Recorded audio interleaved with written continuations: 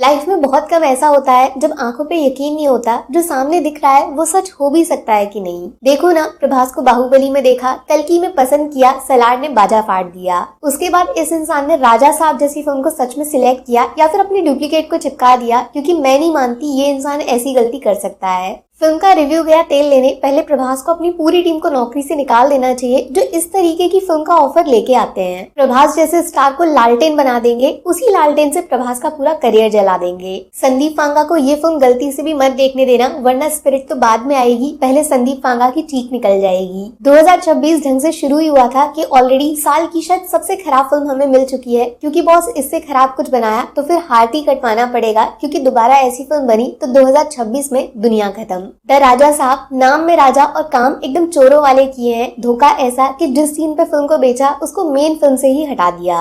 मतलब ऐसे घटिया गाने फिल्म में दिखाना अलाउड है, बट जिस सीन से थोड़ी उम्मीदें थी उसको थिएटर में बिल्कुल नहीं दिखाया। वाह मेरे गरीबों के क्रिस्टोफर नोलन, माफ कर दो भाई ओम राउत, हमने तुम्हें कितना गलत समझा था। राजा साहब के सामने आदि पुरुष को तो ऑस्कर मिलना चाहिए। अगर उस फिल्म से डर गए थे तो इस वाली के बाद मर जाओगे। चलो मैं ही थोड़ा इंटरेस्टिंग वे में आपको फिल्म की कहानी समझा देती हूँ, क्योंकि फिल्म बनाने वालों ने कहानी का कचरा करने में कोई कसर नहीं छोड़ी। केक का सपना दिखा के डंक केक खिला दिया। 500 रुपए का नोट, एक मरे हुए आदमी की अस्थियां, जंगल के बीच जादुई हवेली, दिमाग का साइको डॉक्टर और 60 साल पहले गायब हो चुके एक मिसिंग इंसान का पुलिस केस। इन सबको आपस में जोड़ता है राजा साहब का चेहरा, जो अपनी दिमाग से बीमार दादी, जिनको भूलने की है बीमारी, उनको खुश करना चाहते हैं। 1960 में गायब हो चुके अपने दादाजी से मिलवाना चाहते हैं। अब दादाजी कोई मामूली इंसान तो है नहीं, इंसान बोलूं भी या नहीं, क्योंकि शैतान ज्यादा फिट बैठता है ना, वरना जंगल के बीच महल बना के अपने परिवार को छोड़ के 60 साल अकेले कौन रहता है। खैर वो दादा दादी की लव स्टोरी भले ही रह गई हो अधूरी, बट राजा साहब की किस्मत में लव ट्रायंगल नहीं पूरा मैथ्स आ गया है।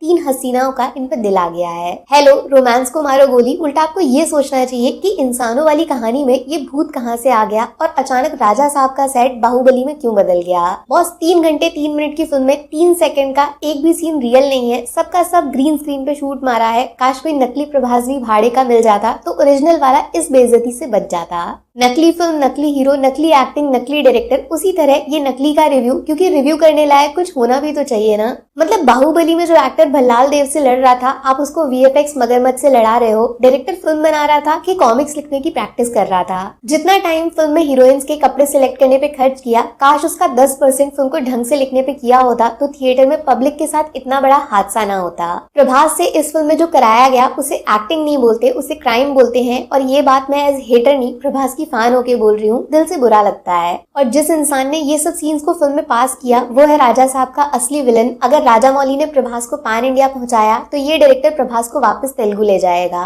विलन से याद आया, फिल्म में संजय दत्त क्यों है? नहीं मतलब मैं आपसे पूछ रही हूँ, डराने के लिए, इंटरेस्ट बनाने के लिए, बट वो कर क्या रहे हैं? हा हा हा, सिद्धू पाजी की नकल। इतना फालतू नेगेटिव कैरेक्टर है जिसका कोई इम्पैक्ट नहीं है कहानी पे। सबसे बड़ा हॉरर तो यही है कि संजय दत्त को ऐसी गंदी हरकतें करते हुए देखना पड़ रहा है। कॉमेडी का तो नाम ही मत लो बॉस, स्पेशली हिंदी डबिंग में डायलॉग्स एकदम टॉर्चर है, कान से खून निकल जाएगा। हंसी आएगी आपको खुद के ऊपर, ये सब देखने के लिए पैसा जो खर्च किया है। हिंदी डबिंग के डायलॉग्स हाथों से तो नहीं लिखे गए होंगे, कहाँ से लिखे डायरेक्टर से पूछो। मुझे लगता है फिल्म का बजट हीरोइंस को चुनने में खर्च हुआ है, वो भी 3-3, और तीनों का फिल्म की कहानी से कोई लेना देना नहीं है। मतलब सच्ची में इन लोगों का पूरा रोल उड़ा दो तो कहानी को घंटा फर्क नहीं पड़ेगा। और प्रभास के साथ इनका रोमांस कम, मजदूरी ज्यादा लगता है, जितना पैसा उतना काम। बिना सर पैर की फिल्म है बॉस, जिसे 3 घंटे अगर कोई झेल सकता है तो वो शायद इंसान नहीं है, उसके सीने में दिल नहीं है, वरना शीशा हो या दिल ऐसी फिल्म से टूट जाता है। बाकी फिल्म्स में नेगेटिव ढूंढना पड़ता है, बट राजा साहब में पॉजिटिव कहाँ से लाऊं, इसका जवाब मेरे पास तो नहीं है। फिल्म को 5 में से सिर्फ एक अंडा मिलेगा।